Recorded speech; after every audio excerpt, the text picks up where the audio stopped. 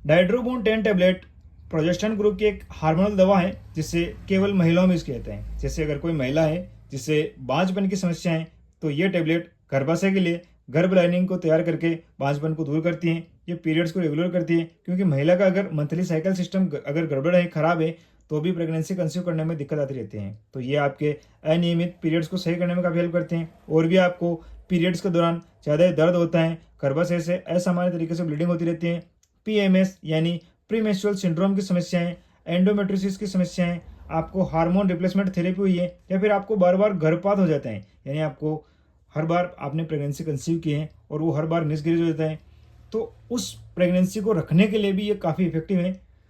और इनके अलावा अगर कोई महिला है जिनको मेनोपॉज हो गया है और उसके बाद डॉक्टर्स ने आपको हार्मोनल थेरेपी दी है, तो उसके बाद भी डॉक्टर से लेने की कह सकते हैं। पर उस टाइम आप ध्यान रखें कि इसे आप लंबे टाइम तक यूज़ में ना लें, क्योंकि ऐसे में अगर आप इसे लंबे टाइम तक लेते हैं तो इससे आपको ब्रेस्ट कैंसर का खतरा बढ़ सकता है।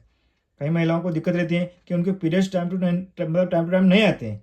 कभी समय से पहले जाते हैं, तो कभी काफ़ी ज़्यादा टाइम निकलने पर भी वो नहीं आते। जैसे 1 महीने पहले पीरियड्स आए थे और अब डेट आके निकल भी गए हैं और पीरियड्स नहीं आए और आपने चेक किया तो प्रेगनेंसी भी पॉजिटिव नहीं है, तो ऐसे में भी पीरियड्स लाने के लिए भी डॉक्टर्स इसे यूज़ में लेने का डोज आपको देते हैं। इसका जो नॉर्मल डोज रहता है वो नॉर्मल कंडीशन में से 1 टैबलेट दिन में 1 बार, और अगर आपकी कंडीशंस बहुत ज़्यादा खराब है तो ऐसे में डॉक्टर से दिन में 2 से 3 बार भी आपको लेने की कह सकते हैं। इसे केवल भोजन के बाद में लेने कहा जाता है।